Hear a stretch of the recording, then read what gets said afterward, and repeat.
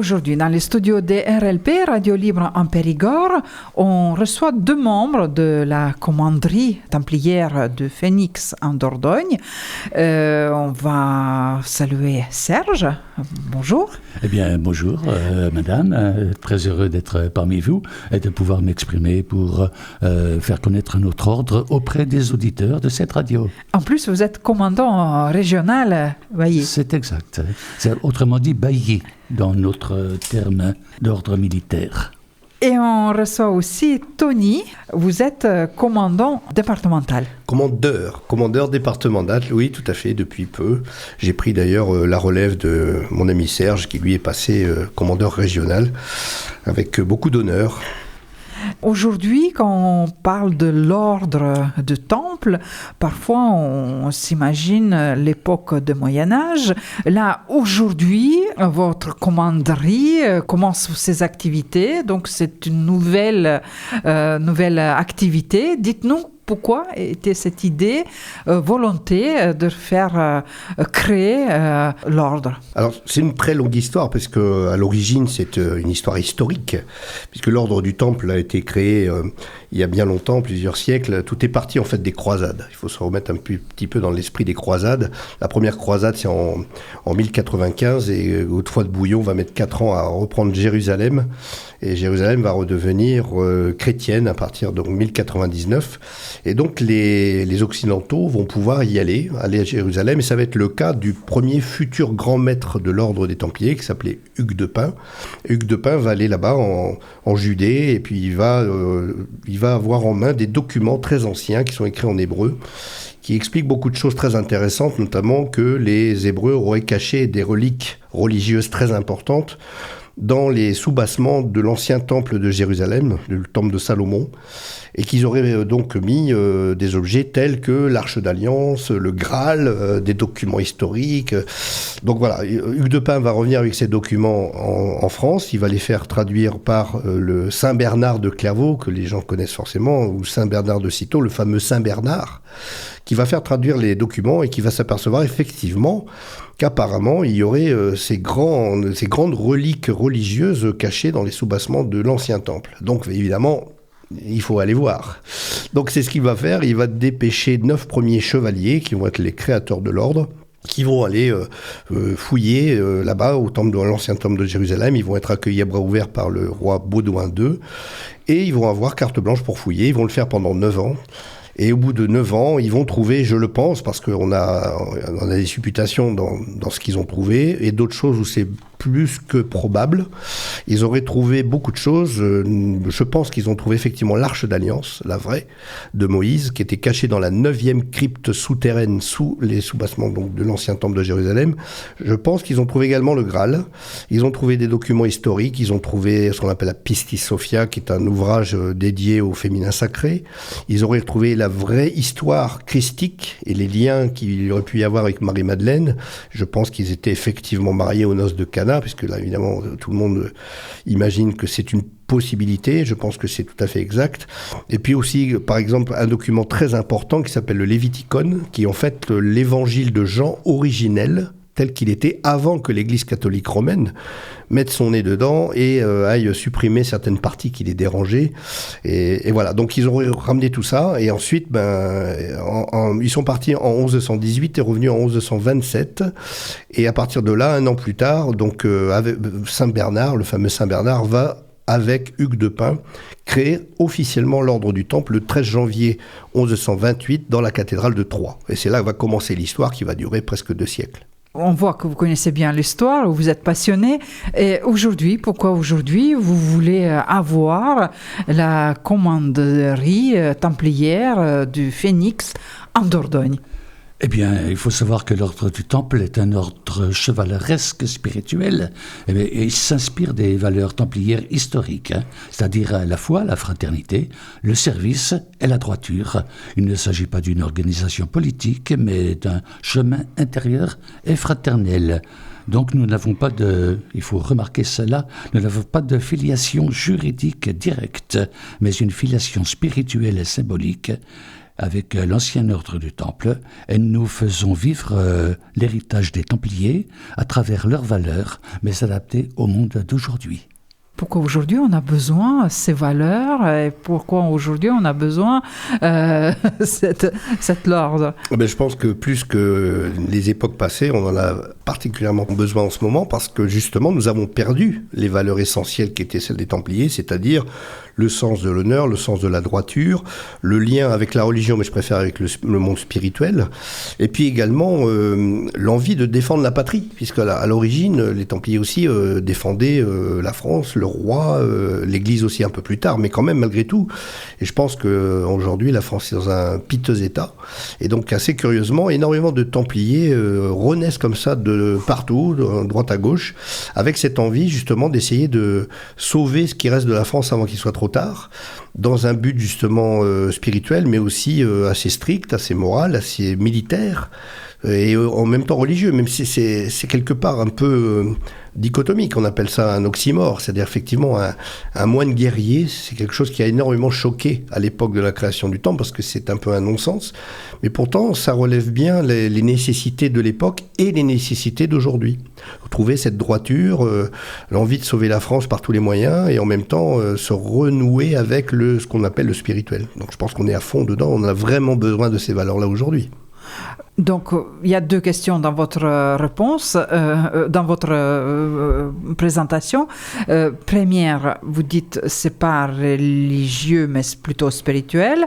Et vous parlez aussi de l'ordre militaire. Donc, s'il y a un problème, est-ce que, voilà, on a besoin de défendre le pays, est-ce que l'ordre sera appelé pour le service militaire ? Non, puisqu'il n'y a plus de service militaire de nos jours déjà, mais il faut savoir que ce n'est pas des papis comme nous qui vont prendre les armes pour défendre nos valeurs.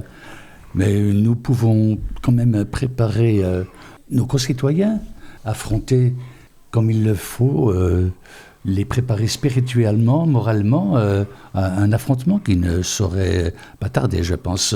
Et bien, aujourd'hui, comment vous imaginez l'ordre qui vient juste se créer en Dordogne ?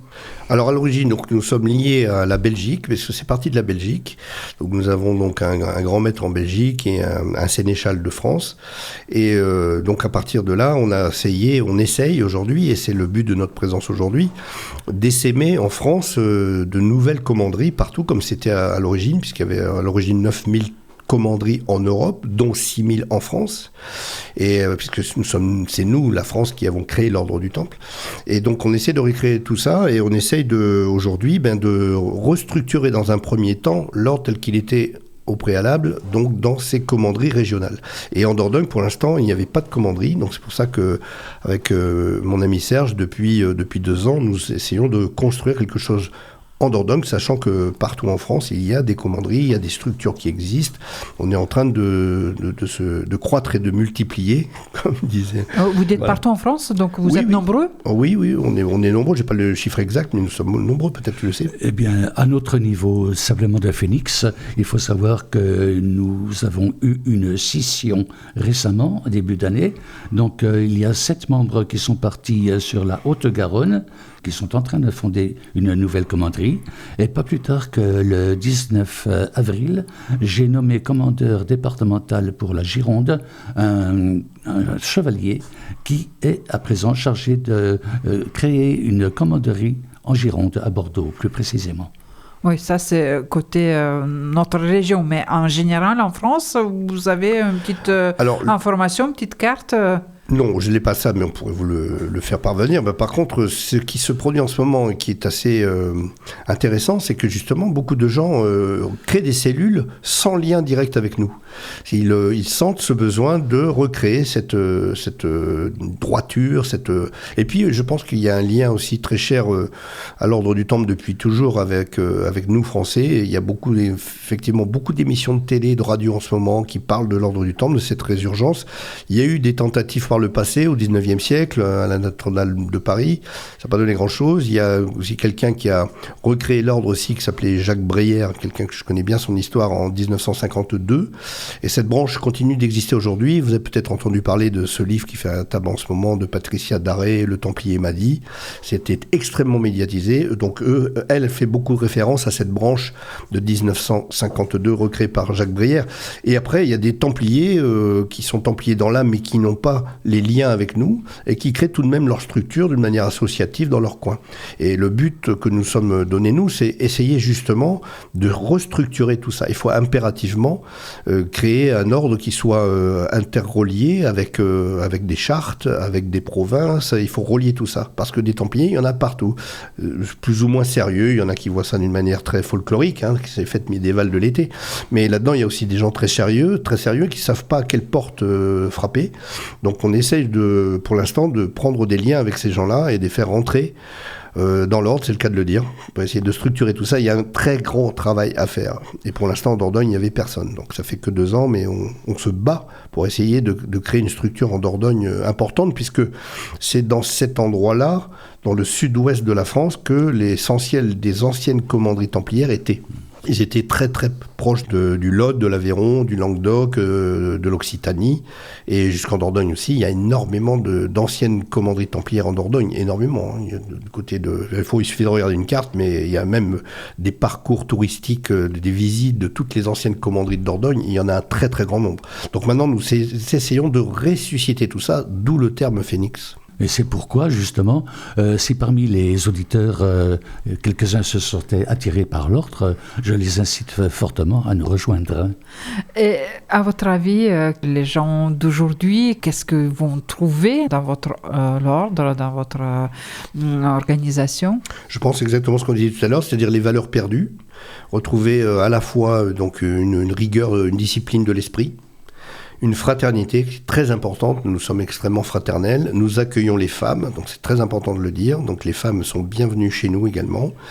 Et elles peuvent choisir de porter la dague ou une rose d'or. Elles ne sont pas obligées de porter l'épée comme nous, mais nous sommes très liés à l'épée, à la chevalerie.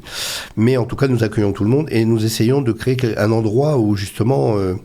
particulier, je dirais un peu sacré, où nous avons ces références permanentes avec les textes que nous avons récupérés sur les anciens rituels templiers, et ensuite donc cette fraternité, ces cellules de réflexion, de partage, de travaux. Nous faisons des travaux, nous réfléchissons ensemble, nous partageons nos recherches qui sont en lien avec le spirituel, avec l'histoire, et le tout dans une très grande fraternité très importante pour essayer d'être le plus nombreux possible, puisque c'est en étant nombreux qu'on est fort. Et ce rituel est important dans votre fonctionnement ? Ah oui, bien entendu, puisqu'il structure toutes nos cérémonies. Il faut se référer au rituel qui vient du fond des temps. Sinon, nous allons faire n'importe quoi, partir dans toutes les directions. Ça structure la pensée, les actions, comme l'ordre du Temple structure. C'est une unité entre la pensée, la parole et l'action. Et vous avez parlé aussi d'épées, des autres attributs.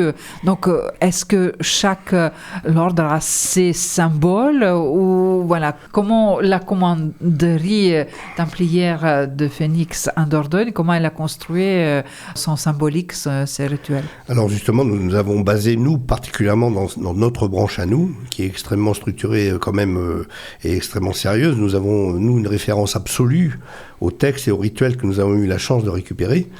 Ce n'est pas le cas donc, de certaines commanderies qui se créent entre amis, dans une cuisine, et qui font de la franc-maçonnerie, parce que je vais en parler après, il y a un lien direct, qui font du templier pour s'amuser, parce qu'ils n'ont pas la chance d'avoir ce que nous avons, c'est-à-dire les vrais textes d'origine. On essaye vraiment de suivre ces textes, parce qu'ils ont été très très bien pensés. Ces rituels couvrent absolument tout ce qui est nécessaire comme référence au spirituel, référence à l'histoire, référence au Christ, puisque nous sommes très chrétiens, je vous l'ai dit, nous ne sommes pas catholiques. Nous avons quand même, il faut se rappeler dans l'histoire que justement l'ordre du Temple a été créé à l'origine hors de l'Église catholique romaine. C'était un ordre à part.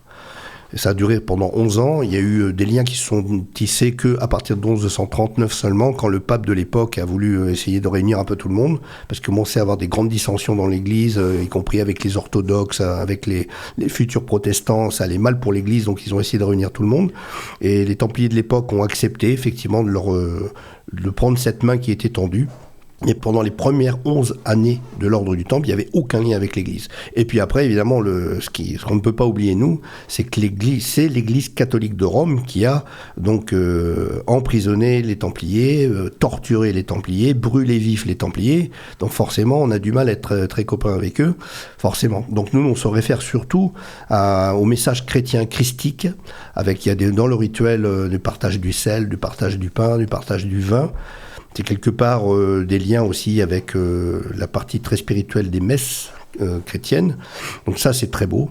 Et avec ces rituels, nous pouvons savoir où aller. Chacun a sa place, chacun a une tâche particulière. On a un maître de cérémonie, on a un trésorier, on a un secrétaire, on a un commandeur, et voilà. Et donc tout ça est très beau, c'est très noble.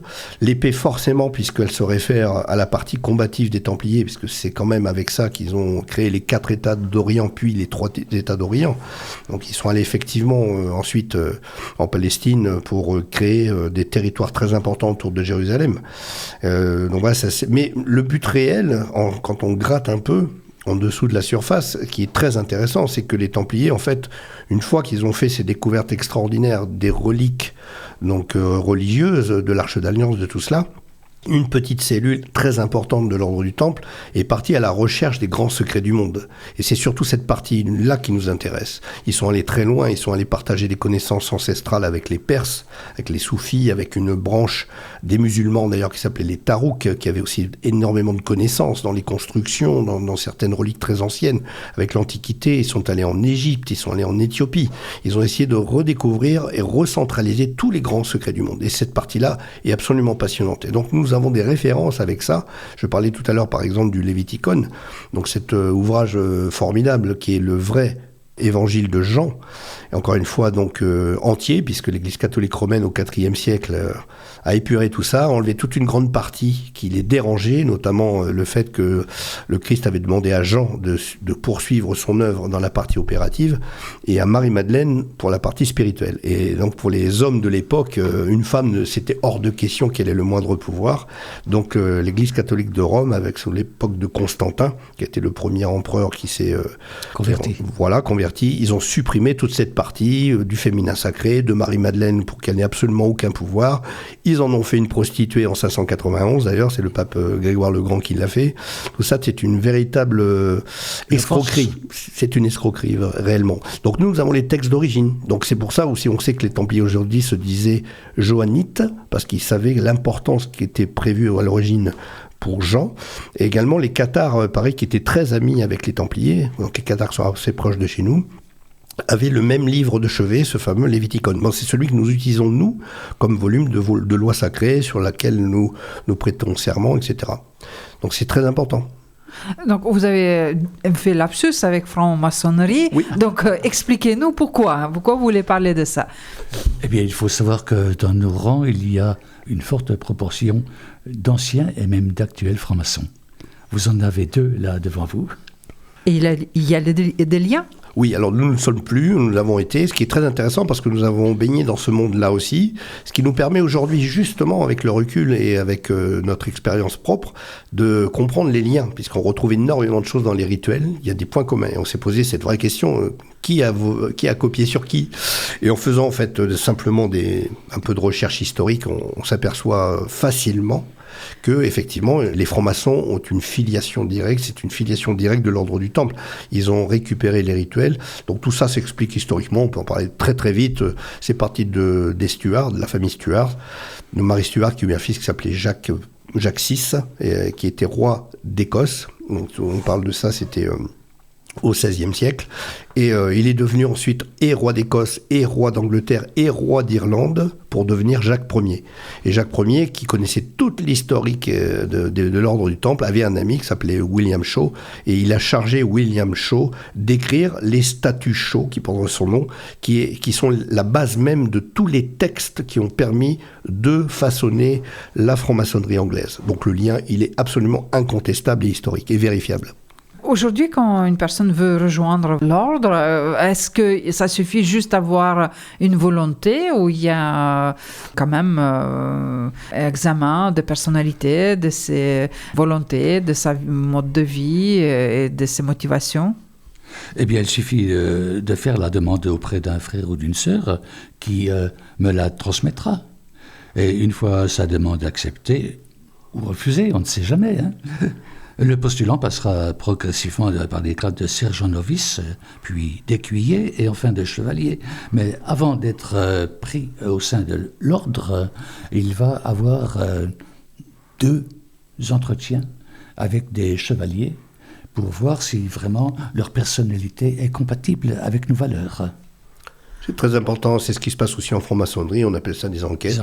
Normalement, il y en a 3, donc nous, il y en a au moins 2, où justement on envoie des personnes différentes poser des questions pertinentes qui permettent de savoir quel est l'état d'esprit des postulants. Pourquoi ils veulent rentrer chez nous, quelles sont leurs croyances, leurs connaissances historiques, quel est leur but et leur motivation. C'est fondamental de faire ça, oui, bien sûr. Et après, donc, comme le disait Serge, il faut avoir un parrain.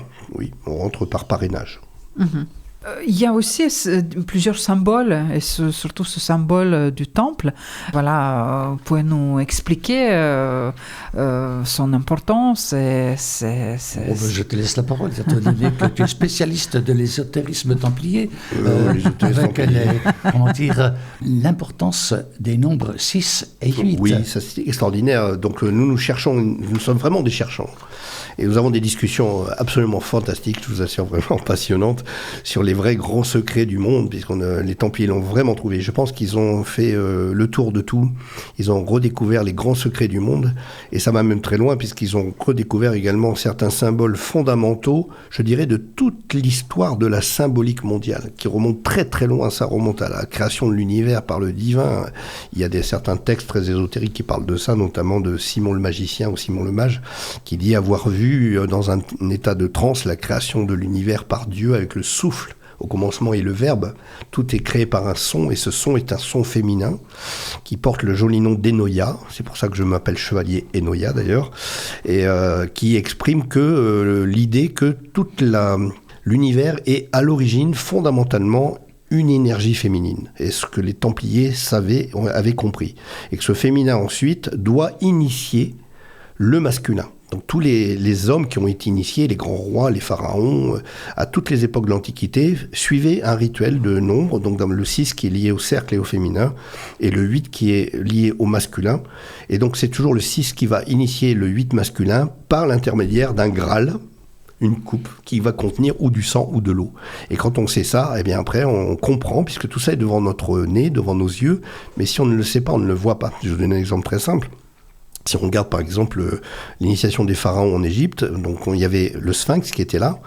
Et à l'origine, tous les sphinx sont des sphinges, c'est-à-dire ce sont des femmes. Si on regarde tous les sphinx grecs, vous avez des seins et des ailes, ce sont des femmes qu'on appelle des sphinges. La seule exception est justement sur le plateau de Gizeh, où là nous avons curieusement une espèce de lion qui a l'air très masculin. Mais c'est une supercherie aussi, puisqu'à l'origine, on sait que c'était à l'effigie de Nétéfer II, qui était la fille de Khéops, et qui était une femme, qui forcément c'était un sphinx féminin. Et c'est plus tard un pharaon qui s'appelait Schlepper, qui avait un gros ego, qui a fait enlever la partie féminine du sphinx, et qui a mis sa propre effigie à la place. C'est pour ça qu'on voit aujourd'hui qu'il y a quelque chose qui ne va pas, la tête est beaucoup plus petite que ce qu'elle devrait, parce qu'elle était retaillée. Mais à l'origine, c'était donc une sphinge qui baignait dans l'eau, et on voit bien aujourd'hui les traces d'érosion de l'eau, puisqu'il faut toujours ce rituel est fait d'initiation par l'eau ou le sang.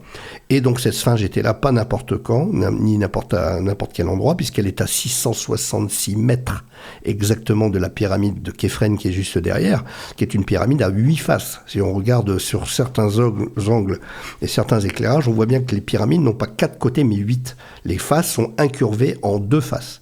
On a donc des pyramides 8. comme le pharaon, qui était initié par l'eau et par la déesse, qui était représentée par la sphinge, à 666 mètres. Encore une fois, 666, c'est le nombre clé du féminin sacré depuis l'origine des temps. Et c'est encore une fois l'Église catholique de Rome qui a été fouinée dans l'évangile de Jean et qui a modifié, parce qu'ils ne supportaient pas l'énergie féminine ni le pouvoir du féminin, donc ils ont fait ce 666, le chiffre de l'Apocalypse, le chiffre de la bête, de l'Antéchrist. Mais encore une fois, c'est une fumisterie, c'est une supercherie. Donc voilà, ce 6, ce 8, après quand on le sait, on va le découvrir partout et ça devient grandiose. On va retrouver ça chez les Grecs, quand vous allez à Athènes, vous montez à l'acropole d'Athènes, vous montez les marches qui correspondent au chemin du profane, pour être initié. Vous arrivez au propylée. Les propylées, il y a 6 magnifiques grandes colonnes féminines, 6. Puis vous arrivez au point d'eau, puisqu'il y a un point d'eau, il y a un puits qui est là, une faille de 60 mètres de profondeur. Et il y a l'eau d'initiation pour pouvoir initier le 8 masculin qui est derrière, qui est le Parthénon, à 8 colonnes, qui était initié par Athéna et avec ses 6 prêtresses qui sont les 6 cariatides. Et tout ça, c'est devant notre nez. Et donc, quand on y va en touriste, on ne comprend pas la puissance symbolique de ce que c'est. Si vous allez à Pétra en Jordanie, vous voyez pourquoi ces gens ont taillé la montagne pour faire un temple. C'est un temple forcément qui était un temple d'initiation, puisque vous avez 6 magnifiques colonnes au rez-de-chaussée et 6 magnifiques colonnes à l'étage. Vous allez à Paris, vous allez trouver ça partout. Vous allez à l'église Saint-Sulpice, vous allez tomber sur les 6 alcôves de l'église, qui est juste en face d'un bassin d'eau octogonal 8. Et voilà pourquoi les Templiers, après, ont repris ces chiffres 6 et 8 pour mettre 6 qui est le cercle, des coupoles circulaires, et 8 de l'octogone. Tous les fondements même des constructions architecturales des Templiers sont basés sur le 6 et le 8 pour ça. Mais je pourrais en parler des heures.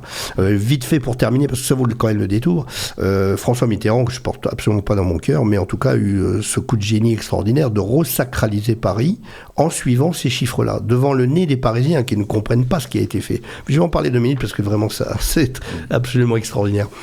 François Mitterrand a fait un chemin initiatique qui part de la Tour Saint-Jacques, qui est exactement d'ailleurs sur le méridien 0 qui va à la tombe de Saint-Jacques qui était près de Rennes-le-Château, à Arques.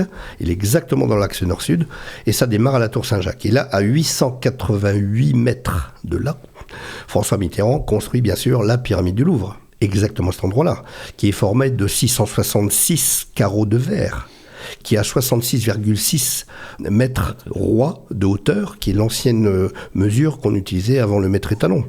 À 888 mètres de là, vous allez arriver dans le jardin des Tuileries, et le bassin des Tuileries, qui est tracé par Catherine de Médicis, qui à l'origine faisait 6 allées et 8 allées, et un bassin octogonal 8, qui a été détruit à la Révolution française. François Mitterrand a refait construire ce bassin octogonal. À 888 mètres de là, vous arrivez aux fontaines à l'entrée des Champs-Élysées, qui correspond un peu à nos marches de l'acropole d'Athènes, c'est-à-dire le chemin des âmes errantes. Et il fallait quelque part une porte pour pouvoir libérer ces âmes errantes vers le paradis. Et c'est comme par hasard la grande arche de la Défense, qui ressemble absolument à une porte, qui est à 8 km 88 de la Tour Saint-Jacques de départ. Voilà, tout ça est devant notre nez. Si on ne le sait pas, on ne le voit pas. Et nous parlons de tout cela. C'est une très grande émulation pour nous de mettre nos nez dans ces symboles précieux que les Templiers ont utilisés très très fortement. Comment vous travaillez? Il y a 2 jours de formation peut-être pour s'initier à toutes ces connaissances. Est-ce qu'il y a aussi les cérémonies? Vous avez amené une belle photo là. On voit, c'est vraiment mystique. On se dit, est-ce que c'est la photo qui est faite aujourd'hui? Et maintenant, oui, c'est bien. C'est maintenant. Mais racontez-nous un petit peu votre travail à l'interne. Eh bien, il faut savoir qu'il y a une instruction des sergents novices et des écuyers. Tout au long de leur cursus, je les fais travailler sur des thèmes différents et ils me rendent un devoir chaque mois de manière à ce qu'ils puissent appréhender nos valeurs. Et c'est uniquement une fois qu'ils ont été reconnus capables d'être admis au grade supérieur que nous les acceptons. Nous partons de sergents novices et ensuite écuyers, et après ils sont adoubés chevaliers, s'ils le méritent, et même commandeurs départemental qui plus est. Vous avez votre lieu d'attache, vos lieux où vous pouvez disposer, pour faire vos activités? Eh bien, actuellement, nous nous réunissons une fois par mois dans le cadre de ce que nous appelons un chapitre, qui correspond à aux tenues pour les maçons. Donc un chapitre mensuel qui a lieu un dimanche. Et ce lieu est magnifique. Enfin, je précise déjà sa situation. Il se trouve à la limite entre la Dordogne et la Gironde. Du côté de... Comment ça s'appelle ? C'est près de Saint-Émilion. Saint-Émilion, voilà. C'est un magnifique endroit qui vient de l'Antiquité, puisqu'il a au moins 5000 ans d'histoire, puisque donc la dame qui a repris cette ancienne commanderie, c'était une ancienne commanderie qu'elle retable depuis 16 ans. Elle a mis tout son argent, son énergie dedans, et donc elle a trouvé des haches en pierre troglodytes qui ont 5000 ans. Ensuite, les Romains sont arrivés il y a 2000 ans, qui ont creusé les pierres. En dessous, il y a des souterrains extraordinaires, donc c'est un lieu magnifique pour faire nos rituels aussi sous terre.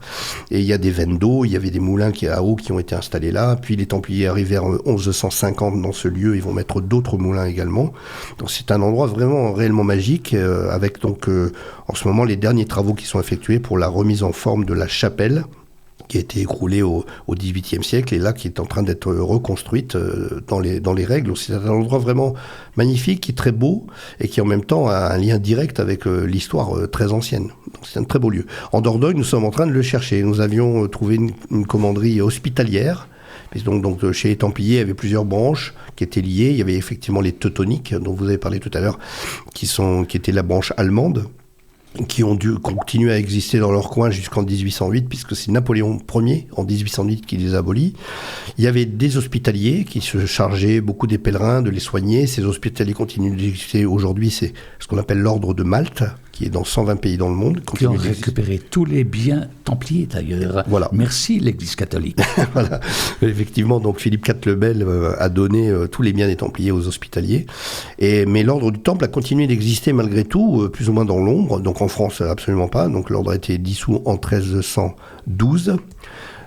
Au concile de Vienne, mais l'ordre a continué d'exister au Portugal de manière très fortement jusqu'à aujourd'hui. Il existe toujours aujourd'hui au Portugal, à Tomar. C'était un immense territoire, un fief, un point de ralliement, on va dire, de repli également pour les Templiers opprimés en Europe. Donc ils ont conservé là-bas des archives, une partie du trésor, et ils ont continué d'exister sous un autre nom. Ils ne s'appelaient plus les Chevaliers du Temple, mais les Chevaliers du Christ. Mais ils continuent aujourd'hui, puisqu'ils font aussi certains procès à l'Église en réhabilitation vis-à-vis de ce qu'ils ont subi, ce qu'on a subi au début du XIVe siècle. Et il y a également beaucoup de Templiers qui se sont enfuis en Écosse, très intéressant. Et en Écosse, là, nous avons toutes les traces. Là, ils ont figé leur savoir, leur connaissance dans la pierre. Et là, pour ceux qui sont intéressés par l'archéologie, je vous assure, il y a des choses qui dépassent l'entendement en Écosse, notamment, par exemple, la chapelle de Rosslyn, qui contient tout le savoir templier, y compris des mélodies qui ont été gravées dans la pierre sous forme de formes géométriques qui correspondent à des fréquences sonores, qui sont des musiques. Et nous avons également les preuves, les traces que les Templiers ont traversé l'Atlantique 3 siècles avant Christophe Colomb pour exploiter les mines d'argent au Mexique. C'est une certitude absolue et j'ai toutes les preuves réelles, historiques. Il suffit simplement de les regarder. Malgré toutes ces preuves-là, ce n'est toujours pas reconnu comme l'histoire officielle, ce qui est extrêmement curieux. Mais les Templiers sont allés à partir de 1195 exploiter ce qu'on appelait les platas, c'est-à-dire les mines d'argent au Mexique avec des cartes vikings. Je connais toute l'histoire par cœur, nous avons les références de tout cela. Alors ensuite, ils sont allés en Amérique du Nord, en Nouvelle-Écosse, à partir de l'Écosse, en Nouvelle-Écosse, du côté d'Halifax, au large d'Halifax, et ils ont mis une partie de leurs connaissances, de leurs trésors pas uniquement en argent, mais aussi trésors de connaissances, sur l'île d'Oak Island. Les gens suivent ça, c'est une histoire qui dure depuis très longtemps, l'histoire d'Oak Island. Et on s'est demandé si vraiment c'était un lien avec les Templiers. On a découvert que oui, puisque enfin, après 231 années de recherche et de fouilles, le trésor vient d'être très dernièrement trouvé. C'est une histoire absolument incroyable. Donc, je suis en train d'étudier de près, et je suis en train de faire un gros livre sur tout ce que j'ai parlé depuis le départ, sur l'ordre du Temple, qui est en cours d'écriture. Mais le trésor d'Oak Island vient d'être trouvé. La CIA a essayé de bloquer tout. Ils sont allés là-bas en force. Ils ont obligé l'arrêt des fouilles. Ils ont effacé les bandes vidéo. Mais on sait quand même ce qui a été trouvé là-bas. Et il y a une partie du trésor du Temple, et leurs cartes marines de l'hémisphère sud, et tout ça qui ont été retrouvées là-bas. C'est une histoire extraordinaire. Et comment vous voyez votre futur ici en Dordogne? Eh bien, je le vois d'une manière très optimiste, avec le développement de notre commanderie, qui devrait recueillir de plus en plus de membres. Et c'est le but. voilà. Donc actuellement, nous sommes sur 2 nouvelles pistes de pouvoir s'établir une commanderie, puisque c'est assez compliqué. Il faut certaines prédispositions du lieu. Il faut des parties sombres. C'est bien d'avoir des parties souterraines. Il faut impérativement un lieu de culte, donc une chapelle ou une église, avoir les clés, puis après de quoi nous recevoir pour pouvoir faire nos chapitres. Donc il faut trouver des lieux. Mais il y a beaucoup d'anciennes commanderies, donc on est en train de prendre contact avec elles pour savoir si certaines anciennes commanderies voudraient revivre à travers nous. Ouais, et quel accueil, quelles réactions sont suite à ces annonces que vous voulez recréer commanderie, que vous voulez faire avancer votre activité? Alors, je vais vous dire que c'est très simple. En fait, il faut juste regarder qui rachète les anciennes commanderies. Donc il y a des gens qui les rachètent simplement parce que c'est joli, mais qui sont absolument pas spirituellement, ni émotionnellement, ni historiquement en lien avec ça. Mais par contre, il y a des personnes. C'est le cas dont on parlait tout à l'heure de cette commanderie de Saint-Émilion, où cette dame a un lien extrêmement fort. Elle est obnubilée par l'ordre du Temple depuis toute petite, et c'est elle qui a volontairement cherché une ancienne commanderie pour la remettre en état. Et dans les très nombreuses commanderies qui en Dordogne, il y a des gens de ce type-là. Donc avec eux, on a un contact extrêmement facile. Et on commence seulement à rechercher maintenant, puisqu'on avait une qui s'est tombée à l'eau simplement, donc on recherche une nouvelle commanderie. Mais je suis absolument persuadé que je vais trouver des lieux où il y a des gens qui sont en adéquation avec l'endroit et qui vont nous accueillir. Je ne suis absolument pas inquiet, c'est certain. Est-ce que le grand public aura occasion de vous voir avec vos tenues, avec vos rituels, quelque part, pour les cérémonies, pour les présentations? Mais c'est déjà le cas, puisque nous accueillons des visiteurs à chacun de nos chapitres. Et d'ailleurs, il y en a qui se destinent à nous rejoindre. Ça, c'est très important parce que c'est beaucoup plus secret dans la franc-maçonnerie. On ne rentre pas comme ça. Il y a ce qu'on appelle les tenues blanches, qui sont c'est pareil, ce sont des cérémonies light, on va dire, de recrutement. Mais nous, c'est pas du tout le cas. Nous, on n'a aucun secret. Je veux dire, par exemple, quand j'étais adoubé dans l'église de Condate-sur-Vézère. Les portes étaient grandes ouvertes et tout le monde pouvait rentrer, même en pleine cérémonie. Donc, il n'y a aucun secret. Et donc, à chaque chapitre, on accueille absolument tout le monde, tous les curieux qui ont juste envie de venir voir comment ça se passe, hommes ou femmes, je le répète. Ils peuvent venir voir pour voir si le rituel et notre ordre les séduit ou pas. C'est vraiment, les portes sont grandes ouvertes, tout le monde peut venir, il n'y a aucun tabou et aucun secret. Et si parmi les auditeurs, il y a les curieux ou peut-être ceux qui voudraient vous rejoindre, comment ils s'adressent, où ils peuvent vous trouver? Eh bien, je vais vous laisser mes coordonnées, et il suffira de me contacter à l'adresse mail ou alors au téléphone que je vais vous laisser. Voilà. J'espère que vous aurez de nombreux appels. Voilà, on sera là. Si les auditeurs nous appellent, on transmettra les informations. Voilà, je pense que c'est ce qu'il faut dire. Et puis pour terminer, je voudrais simplement rappeler aussi quelque chose d'important, c'est que dans la franc-maçonnerie, ça coûte très cher d'être dans la franc-maçonnerie. Ah bon? Dites-nous. Vous avez ce qu'on appelle les capitations annuelles qui sont de plusieurs centaines d'euros. C'est en général entre 3, 400, 430, 450, plus les frais annexes. Ça dépend des obédiences. Ça dépend des obédiences, des endroits, des régions. Vous avez à chaque fois aussi les chapitres, ce sont les tenues qui sont à chaque fois payantes, soulevant loin, donc il y a les frais d'essence. Vous avez souvent 2 tenues par mois, puis vous avez également à chaque passage, vous devez payer des sommes importantes. Passage de grade. Passage de grade, voilà, alors que nous c'est entièrement gratuit. Et nous, le seul coût réel, c'est la cotisation annuelle. Nous sommes une association loi 1901, ça coûte 50 € par an, point final, c'est tout. Et encore, c'est suite à ma demande qu'elle a été passée à 50 €. Auparavant, elle était de 30 € par an. Alors vous voyez un peu, ça peut correspondre à toutes les bourses. Bien, mais en espérant que vos passions et vos activités vont continuer comme vous souhaitez. Et merci d'être venu chez nous. Merci de nous faire connaître votre commanderie templière de Phénix en Dordogne. Si un jour vous voulez revenir, nos studios sont toujours ouverts. Merci. Avec grand plaisir. Merci à vous aussi de nous avoir appréciés. Merci à vous, Serge et Tony, dans le studio de RLP. Merci.